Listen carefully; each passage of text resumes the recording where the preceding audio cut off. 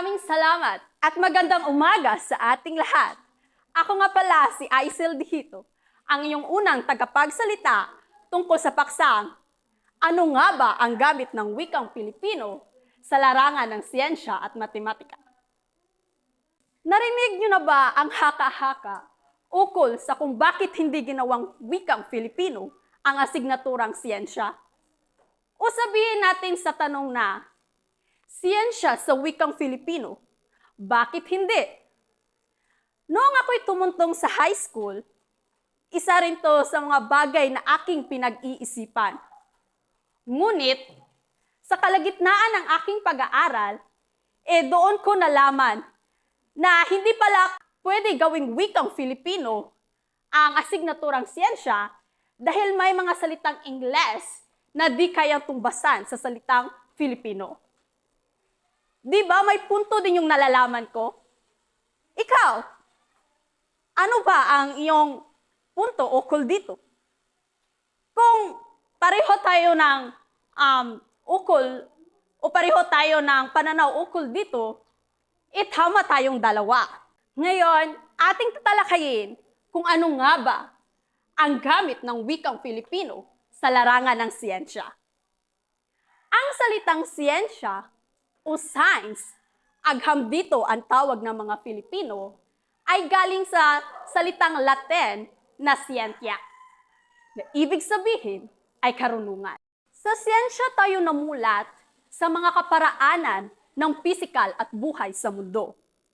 Ito ang nagturo sa atin kung paano pahalagahan ang mga bagay-bagay na bumabalot sa ating kapaligiran.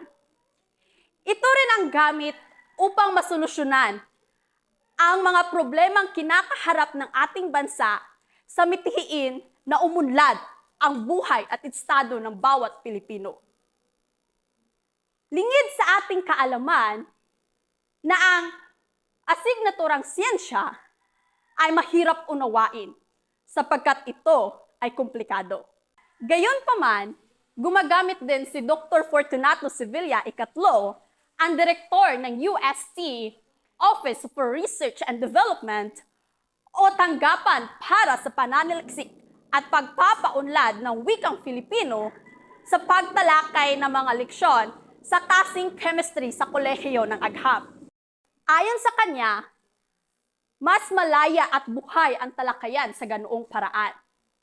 Mas madaling maintindihan ng mga estudyante ang konseptong teknikal na kanyang pinapaliwanag.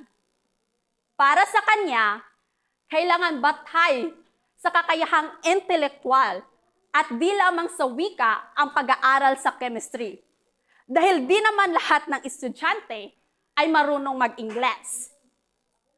Kung sumusulong sa agham ang mga maunlad na bansa tulad ng Hapon, Korea, Taiwan, China, Germany, Pransiya, Espanya at iba pang bansa gamit ang sariling wika, bakit hindi paunlarin ang sariling wika para maging mataas din ang mga Pinoy sa agham? Bakit nga ba? May punto ba kayo rito?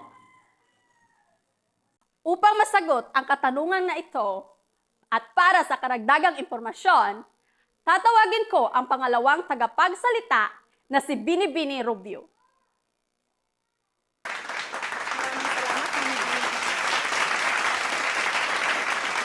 Paggamit ng wikang Filipino sa anumang panayam. Ayon sa Third International Mathematics and Science Study na lumabas noong 1977, nahuhuli ang Pilipinas sa larangang ito. Sinisikap ni Dr. Sevilla Ikatlo na hikayatin ang mga guro at mananaliksik na gumamit ng Filipino sa talakayan maging sa klase man o sa pag-uulat ng kanilang saliksik sa mga panayam. Isang magandang halimbawa ay panayam sa Filipino tungkol sa teknikal na paksang agham at teknolohiya na isinasagawa ng Sentrong Pananaliksik sa Agham Pangkalikasan o Research Center for the Natural Sciences. Tuwing Agosto, ang buwan ng wika.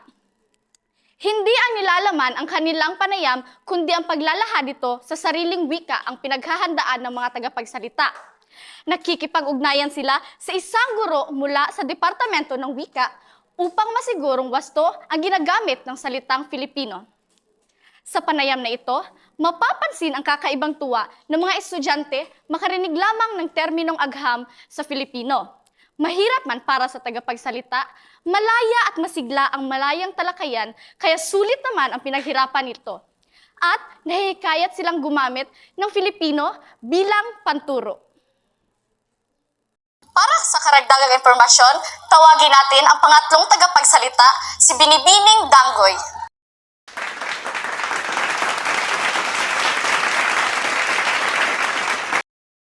Salamat, Binibining Robio. May tanong ako, ano nga ba ang gamit ng wikang Filipino sa larangan ng siyensya? Ano nga ba ang kahinatnan nito kapag ito ay ginagamit sa pagtuturo? Maaaring magkapareho o magkasalungat ang ating mga sagot sa naturang tanong. Sapagkat, ayon kay Dr. Sevilla Ikatlo, mas malinaw gamitin ang wikang Filipino sa asignatura ng siyensya. Dahil, ang wikang ito ay ang ginagamit natin sa pang-araw-araw na buhay na kung saan nagdudulot ito ng mas malinaw na pagkaintindi natin sa naturang asignatura. Halimbawa, sa pananaliksik ni Dr. Sevilla Ikatlo, gumamit siya ng salitang haba ng alon para sa wavelength, dalas naman para sa frequency, pagtunaw para sa melting, at paglusaw naman para sa dissolving. Sa pisika naman, bilis ay speed, at tuli naman ng kung saan ang direksyon ay may paggalaw ay tinatawag ding velocity. May iba't ibang paraan ang pagsali ng salitang Ingles sa Filipino. Una na rito, ang paggamit ng salitang Kastila. Kabilang dito ang siyensya, kemika, pisika, biolohiya, matematika, likido, solido, produkto at iba pa.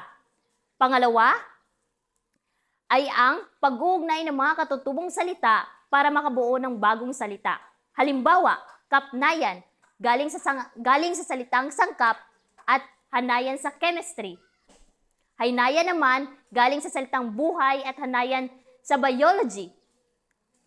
Liknayan naman para sa likas at hanayan para sa physics.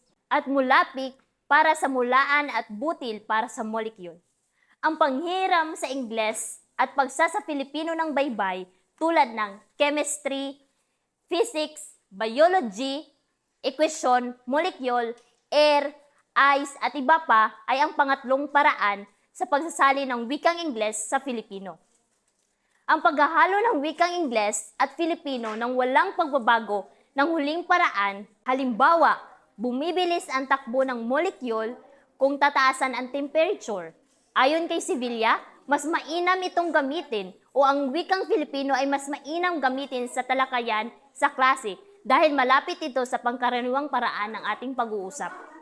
Kaya, sa mga tagapagpakinig, para sa karagdagang eksplanasyon, tatawagin natin ang sumusunod na tagapagsalita na si Binibining Mandawe.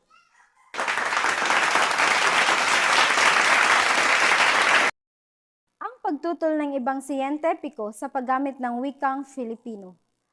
Tutol ang ibang siyentipiko sa paggamit ng Filipino dahil makakapigil raw ito sa pagiging pandaigdigang mapagkompetensya ng mga estudyante dahil Ingles ang ginagamit na lingua franca o medium ng komunikasyon sa mundo. Bukod sa kailangan ito para sa mabilis na pagunlad, ito rin ang paraan para makakuha ng pinakabagong kaalaman sa agham at teknolohiya. Nagiging mahirap din ang pagsulong ng agham sa Filipino dahil sa kakulangan ng mga materyales tulad ng babasahin at mga librong pang-agham na maaaring gamitin ng mga estudyante. Mayroong diksyonaryo na nabuo ng mga siyentipiko noong dekada 60 at isa naman sa dekada 80. Ang talahulugan ng pang-agham Ingles-Pilipino na isinulat ni Dr. Jose Saichanco, isang manggagamot mula sa UST.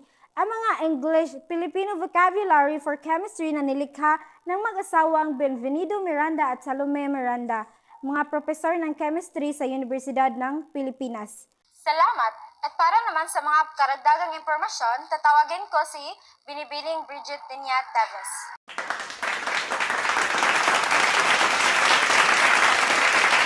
Maraming salamat, Binibining Mandawe. Pananaw sa pagturo ng siyensya ng wikang Filipino.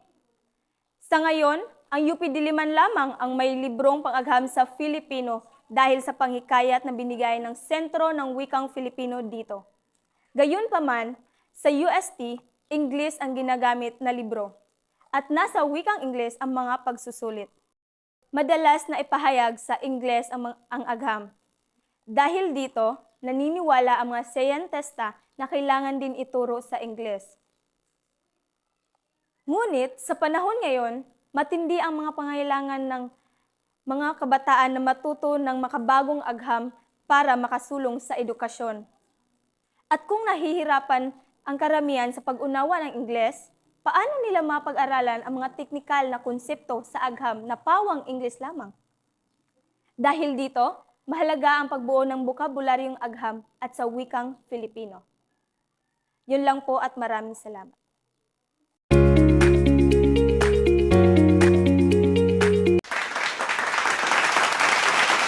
Magandang umaga sa inyong lahat. Ako nga ho pala si Binibining Espanyol, ang unang tagapagsalita kung ano nga ba ang gamit ng wikang Filipino sa larangan ng matematika. Sa ating paglalakbay tungo sa mas malalim na pag-unawa at pagpapalaganap ng kaalaman, isa sa mga mahahalagang aspeto na ating dapat bigyang pansin ay ang paggamit ng sa ating sariling wika sa pagtuturo at pag-aaral. Sa kasalukuyang panahon, may mga usapin at pag-aaral na nagpapakita ng kahalagahan ng wikang Filipino sa iba't ibang larangan, kabilang na ang larangan ng matematika. Ang matematika ay hindi lamang pag-aaral ng kantidad at espasyo, kundi isang malawak na disiplina na tumutulong sa atin sa tamang pagkukwenta at pag-uunawa sa mga estruktura at pagbabago sa ating paligid. Sa ating pagbalik-tanaw, makikita natin ang mahalagang papel na ginagampanan ng wikang Filipino sa pagtuturo at pag-unawa sa larangan ng matematika.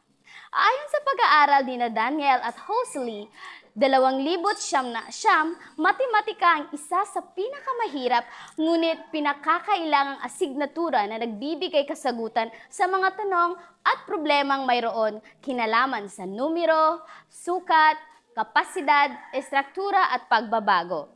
Ang komunikasyon at pagkatuto ay nararapat na magkaroon ng matatag na ugnayan upang ang kahirapan sa pag-aaral sa anumang larangan o asignatura ay mapagtatagumpayan sa pamamagitan ng maayos at epektibong paraan ng pagbabanggit ng mga ideya at suliranin. At iyon lamang po, at sa karagdagang impormasyon, tatawagin ko ho si Binibining Lipon.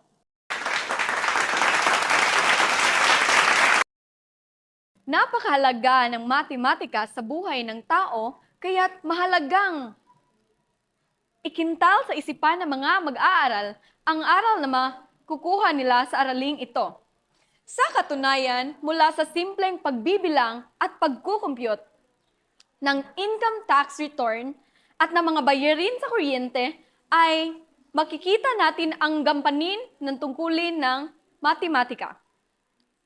Tungkulin ginagampanan ng matematika, kaugnay nito ang mga nabanggit ay ilan lamang sa mga dahilan kaya't mahalagang matutunan ng mga mag-aaral ang asignaturang ito tungo sa pag-unlad ng kaalamang magagamit nila sa pang-araw-araw na buhay.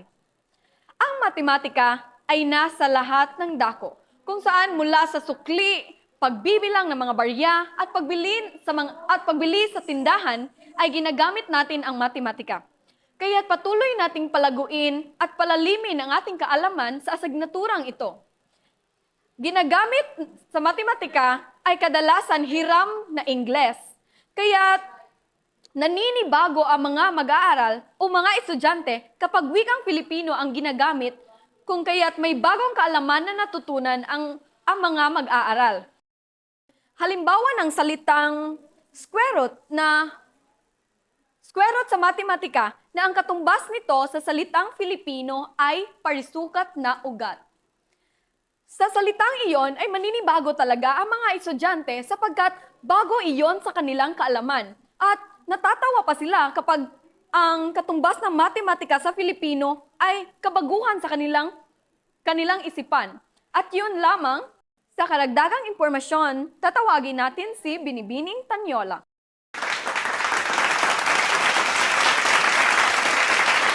Magandang umaga sa inyong lahat at ngayon tatalakayin naman natin ang wikang Filipino sa pagtuturo ng matematika. Ang paggamit ng wikang Filipino sa pagtuturo ng matematika ay isang kontrobersyal na usapin sa edukasyon sa Pilipinas. Maraming mga guro, mag-aaral at mga dalubhasa sa edukasyon ang may magkakaibang pananaw sa usaping ito. Ayon sa DepEd Order numero 31, 1974, ang paggamit ng wikang Filipino sa lahat ng antas ng edukasyon ay kinakailangan. Ngunit sa kasulukuyan, hindi pa rin ganap na nagagawa ang layuning ito, lalo na sa larangang matematika.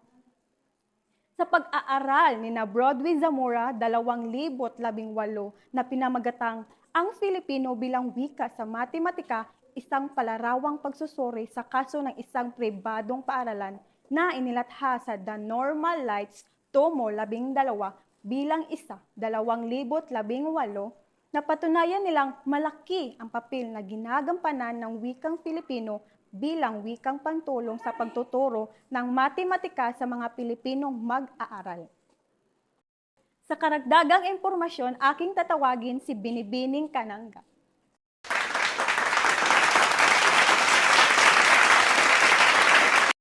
Magandang araw sa ating lahat. Ngayon, ating tatalakayin ang wikang Pilipino ay isang mahalagang instrumento sa pagturo ng matematika.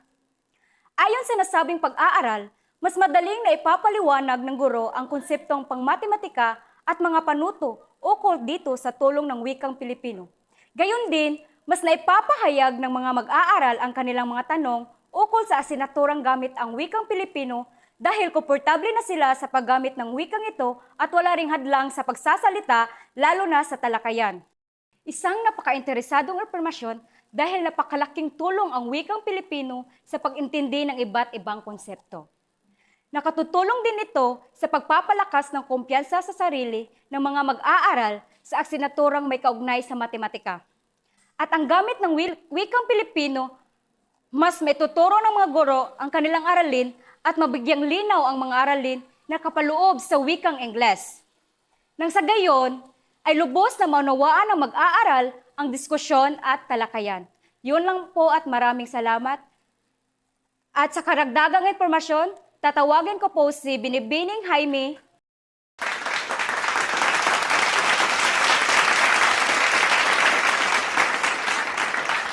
Ang wikang Filipino ay mahalaga sa larangan ng matematika dahil sa mga sumusunod na dahilan. Una, ang pambansang intendidad. Pangalawa, pag-unlad ng edukasyon. Pangatlo, komunikasyon. At ang panghuli ay ang kultura ng pagpapahalaga. Sa kabuuan, ang paggamit ng wikang Filipino sa larangan ng matematika ay hindi lamang nagpapalakas sa pambansang pagkakakilanlan, kundi nagpapabuti rin sa kalidad ng edukasyon at pag-unlad ng mga mag-aaral sa Pilipinas. Yun lamang po at maraming salamat sa panonood at pakikinig. At ngayon, lubos na niyong naiintindihan kung ano nga ba ang gamit ng wikang Filipino sa larangan ng siyensya at matematika, naway pagyabungin at pahalagahan ang wikang Filipino sa larangan ng siyensya at matematika. Yun lamang po at maraming salamat sa pakikinig.